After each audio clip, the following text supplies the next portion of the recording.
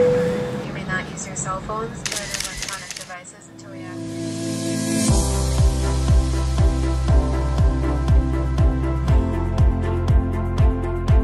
Salut, c'est Fred du blog Destination Reportage et aujourd'hui je fais cette petite vidéo pour vous aider à progresser en photo de voyage en vous donnant 5 étapes que j'utilise au quotidien pendant mes reportages pour être sûr de rien oublier et réussir toutes vos photos. Je fais cette vidéo comme vous voyez derrière moi en Italie aux Dolomites, donc c'est les Trecime. C'est des parois verticales qui font à peu près 600 mètres de haut pour la plus grande, la Cima Grande, et elles se culminent à peu près à 3000 mètres d'altitude. Donc je fais cette petite vidéo en marchant, en rentrant de reportage d'une expédition avec Irène, une expédition dans laquelle j'ai pu photographier donc plusieurs sports, notamment de la highline et du base jump, comme vous pouvez voir sur ces images. Et c'est surtout un super endroit pour faire de la photo de paysage, parce que comme vous voyez derrière moi, c'est vraiment sympa. Et donc ce soir, l'objectif c'est de faire des photos un peu coucher de soleil avec une belle lumière sur les parois. Mais vu que c'est des faces nord, elles sont pas super ensoleillées, donc on va voir ce que ça va donner dans cette vidéo. D'ailleurs, j'ai oublié de vous dire, si jamais c'est pas encore fait, n'hésitez pas à vous abonner à la newsletter du blog Destination Reportage, dans laquelle vous allez recevoir plein de conseils et astuces, notamment mon livre Réussir ses photos de voyage, dans lequel il y a quand même pas mal d'éléments pour progresser. Je fais une petite pause pour vous parler matériel parce que c'est la première étape pour réussir ses photos, que ce soit en voyage, en reportage ou en paysage. La question du matériel, c'est super important. Vous êtes super nombreux à me poser des questions tous les jours par mail. Donc très rapidement, parce que j'en parle dans la formation du pack du photographe voyageur dans un module tout entier, moi j'utilise un appareil, un hybride. Donc c'est comme un compact, sauf qu'on peut y mettre des objectifs interchangeables, comme vous voyez ici. Moi j'utilise des appareils de la marque de Fuji parce que je trouve que c'est une très bonne marque. Maintenant vous avez d'autres marques qui fabriquent du très bon matériel en hybride, notamment Olympus, Sony, etc. L'important c'est les optiques, c'est pas vraiment l'appareil photo, parce que c'est l'optique, l'objectif qui va faire la qualité de votre appareil photo. Il faut que cette optique elle soit lumineuse, et si possible que vous ayez les focales qui vous conviennent. C'est-à-dire que là par exemple je vais faire des photos des Trecime, il me faut une focale assez grand angle. Donc dans le sac j'ai ce qu'il faut. Ici j'ai l'équivalent d'un 24-70, ça va suffire pour ces photos. Mais parfois il faudra un très grand angle, parfois il faudra un téléobjectif. Le téléobjectif ça sera pour aller chercher des éléments très loin dans l'image. Un autre point sur le matériel, moi j'utilise de temps en temps un trépied. Donc ici un trépied Manfrotto qui est très léger, qui est fait en fait avec des bâtons de ski, qui est assez sympa en carbone pour les randonnées. Et, mais vous avez tous les modèles en d'autres marques, et surtout le sac en fait. Le sac c'est votre meilleur allié pour vos photos, pour vos reportages, parce qu'il vous faut le sac le plus adapté à vos besoins. Moi j'ai enfin trouvé celui qui me correspond. J'ai fait une vidéo que vous retrouvez dans la description de celle-ci. C'est le Travel Backpack de Manfrotto qui est vraiment sympa parce que je peux accrocher une veste par-dessus, des cordes et plein de choses. Et à l'intérieur c'est assez grand pour tout ce dont j'ai besoin. Mais à vous de trouver le sac qui vous correspond. Enfin une dernière chose, et on n'y pense pas assez, mais dans le sac il n'y a pas que du matériel photo. Il y a aussi tout ce qu'il vous faut pour travailler correctement, ou au moins faire des photos correctement. Ici par exemple vous voyez, je suis dans un endroit dans les Alpes italiennes où il fait un coup chaud, un coup froid. Là il est à peu près 5 heures de l'après-midi, donc en plein soleil il fait chaud. Mais si je me mets dans l'ombre il fait très froid, donc c'est tout bête. Mais prenez des vêtements chauds avec vous et prenez de la crème solaire, prenez de l'eau, à manger, etc. Parce qu'en fait, ça j'en parle déjà dans le blog et dans le guide du photographe voyageur. Si vous n'avez pas l'esprit occupé à avoir faim, à avoir soif, à avoir froid, vous allez pouvoir vous concentrer sur vos photos, sur vos cadrages et sur votre sujet. La deuxième étape pour réussir ces photos, c'est le repérage. Donc c'est important de repérer les endroits où vous allez faire des images. Donc ici au Trecime, ça fait quelques jours que j'ai pu visiter l'endroit, donc faire le tour, regarder où le soleil se couche, où est-ce qu'il se lève pour avoir les meilleures lumières. Et c'est ce qu'on va voir ce soir. Mais si ça vous intéresse, les photos de coucher de soleil, dans le pack du photographe voyageur, il y a un module qui est entièrement réservé à ça, dans lequel je vous montre aussi mes techniques pour repérer des endroits sur l'ordinateur. D'ailleurs, un petit conseil en plus pour la partie repérage, n'hésitez pas à faire des photos parfois d'endroits, pas forcément des photos pour l'esthétique de l'image, mais juste pour vraiment le repérage, pour savoir à quoi ça ressemble pour y revenir plus tard. Ça vous permet d'optimiser votre temps et de ne pas perdre de temps justement à marcher dans un endroit. Voilà, rentabilisez, faites-le des photos, même faites des photos pour plus tard, ça peut toujours servir. Comme ça, vous savez où est-ce qu'il faut revenir, à quel moment, et pour faire quoi comme photo.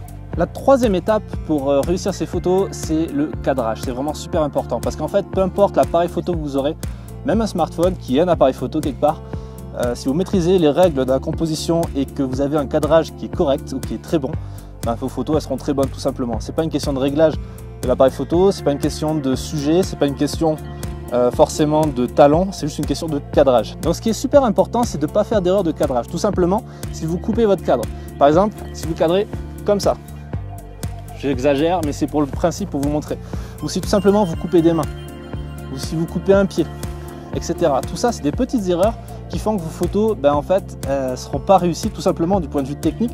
Donc du coup, ce ne sera pas de bonnes photos, tout simplement. Pour la presse notamment, c'est assez rédhibitoire, c'est-à-dire que si une photo est mal cadrée ou qu'il y a une petite erreur de cadrage, la photo part à la poubelle tout simplement. Après, vous n'êtes pas là pour faire des photos à titre professionnel, je pense pas, mais l'idée c'est d'avoir des photos qui soient bonnes. Donc une bonne photo, c'est une photo qui est correctement cadrée. Ensuite, toujours dans le cadrage, donc dans la troisième étape, il y a l'intention et la composition, c'est-à-dire de quelle façon vous allez composer votre image. Une image, il faut la voir comme une peinture.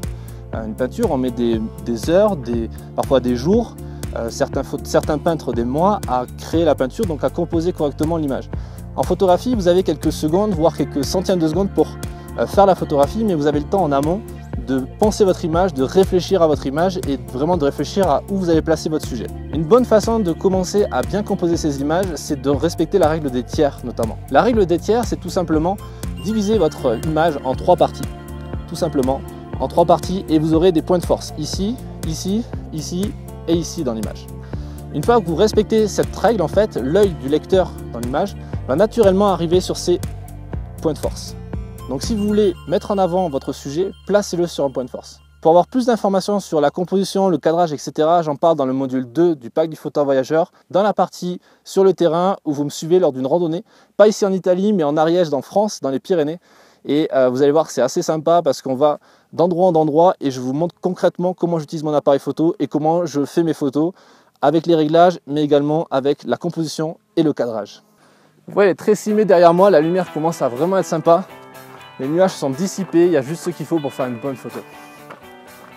La quatrième étape, c'est l'exposition, c'est avoir une exposition qui est correcte, une photo qui est bien exposée.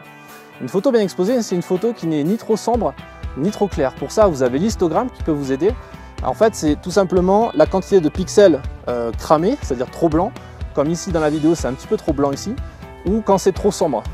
Les pixels qui sont sous-exposés. Pour avoir une photo bien exposée, il suffit de bien maîtriser les réglages de son appareil photo. Donc évitez d'être en mode automatique parce que sinon c'est l'appareil qui fait la mesure de l'exposition pour vous et en général il a tendance quand même à se tromper de temps en temps. La meilleure des façons, c'est d'être en mode manuel, de gérer l'ouverture et la vitesse et les ISO de votre appareil photo, mais être en mode semi-automatique, ça suffira largement. Ensuite, un petit conseil pour avoir des photos correctement exposées, c'est tout simplement d'éviter les zones où il y a trop de contraste. Par exemple, quand il y a des ombres sur vos photos, quand vous êtes en montagne, s'il y a une grosse ombre dans la montagne, évitez d'avoir l'ombre, sauf si c'est voulu, et une partie qui est trop claire juste à côté, parce que vous aurez forcément une photo qui sera blanche d'un côté et noire de l'autre. Un bon conseil si vous voulez avoir des photos qui sont correctement exposées, c'est également de tendre un petit peu les nuages ou d'être dans des endroits où le soleil est moins présent, la lumière est plus douce tout simplement. Donc évitez notamment les créneaux entre midi et 2 parce que la lumière sera trop forte, elle va frapper votre sujet trop fort et vous aurez des ombres sous les yeux ou des zones un petit peu ombrageuses par terre, ce qui est un petit peu dommage parce que la photo sera pas correctement exposée. Enfin, la dernière étape, la cinquième étape, c'est l'étape de la post-production. C'est-à-dire que toutes les photos doivent passer en post-traitement. Alors là, je sais que je vais me faire des ennemis en disant ça, mais retoucher, ce n'est pas tricher, au contraire, c'est retravailler ces images. J'irai même plus loin en disant que c'est parfois terminer ces images, parce que quand on fait des photos, notamment de coucher de soleil comme on fait ici, certaines photos ne peuvent être vraiment terminées qu'en post-traitement sur l'ordinateur. Pourquoi? Tout simplement parce qu'en fait, votre appareil photo, c'est pas votre œil humain. Il ne voit pas tout correctement, il n'enregistre pas tout correctement. Parfois, les différences de contraste sont tellement grandes qu'il faut retravailler l'image sur l'ordinateur. Il y a vraiment un super coucher de soleil là. Pour cela, moi j'utilise Lightroom et je vous conseille d'utiliser ce logiciel parce que c'est un logiciel qui va vous permettre notamment de travailler vos images, de les retoucher, mais surtout de les éditer. Parce que c'est le problème numéro 1 quand on rentre de voyage, parce qu'on n'a plus la possibilité de revenir sur la prise de vue, on n'a plus que les images qui sont faites, et on rentre souvent avec des centaines, voire des milliers d'images. On ne sait pas trop quoi en faire, on ne sait pas trop lesquelles garder, lesquelles jeter, ça encombre les disques durs, et c'est pour ça qu'il y a une phase qui s'appelle l'editing. Alors l'editing, qu'est-ce que c'est? L'editing, c'est tout simplement le choix, la sélection de vos images et la façon de raconter votre histoire avec vos images, de faire un reportage qui est pertinent et qui va être intéressant à regarder. Souvenez-vous quand vous étiez enfant, peut-être, ou quand vos grands-parents vous montraient tous les diapos qu'ils avaient fait lors de leur voyage. En fait, c'était un petit peu chiant. Aujourd'hui, on a la possibilité de prendre les 3000 photos qu'on a fait sur sa carte SD et en sélectionner les 20 meilleures pour les mettre dans un album Facebook ou sur Flickr ou les imprimer pour les avoir dans un album papier. Et là, il y a vraiment une super lumière. Je ne sais pas si vous voyez bien derrière moi, je vais vous montrer ça en photo.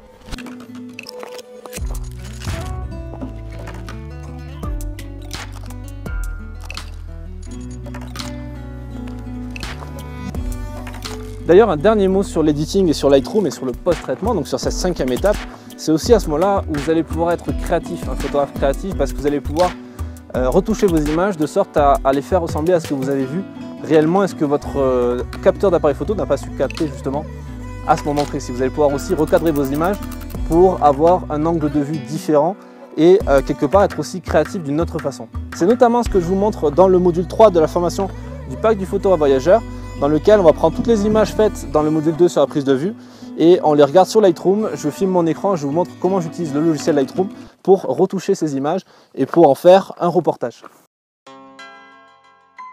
Au final, dans cette formation, dans le pack du photographe voyageur, vous allez trouver 4 modules, 3 modules et un module bonus. Dans le premier module, on va parler de l'équipement, mais également des bases techniques. Comment ça fonctionne l'appareil photo concrètement? Qu'est-ce que c'est l'objectif? Qu'est-ce que c'est le capteur? Qu'est-ce que c'est le réglage manuel, le mode automatique, etc. Dans le module 2, on verra vraiment comment on fait pour passer de la partie théorique à la partie pratique sur le terrain. Je vais me filmer en train de faire des images, en train de faire un reportage lors d'une randonnée et vous verrez concrètement comment on utilise le mode manuel, le mode semi-automatique en condition. Dans le module 3, on verra l'utilisation du logiciel Lightroom et comment on fait pour traiter les photos une fois qu'on rentre de reportage.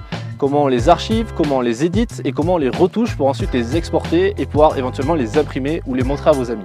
Enfin, vous aurez droit à un module bonus, le module sur la Golden Hour, sur les couchers de soleil, comme on fait un petit peu aujourd'hui avec cette superbe lumière sur les Dolomites, sauf que cette fois-ci on sera en Ariège dans les Pyrénées. Et vous verrez également comment je me prépare et vous aurez accès à d'autres conseils et astuces qui vous aideront à progresser en photographie de voyage. J'ai oublié de vous dire que dans les bonus, vous avez droit également dans la formation du pack du photographe voyageur à mes 3 livres numériques, notamment le guide du photographe voyageur, le dictionnaire de la photographie et également 10 tutos pour maîtriser Lightroom dans lequel je vous donne mes étapes pour bien utiliser ce logiciel qui sera vraiment très utile si vous voulez faire de la photographie de voyage.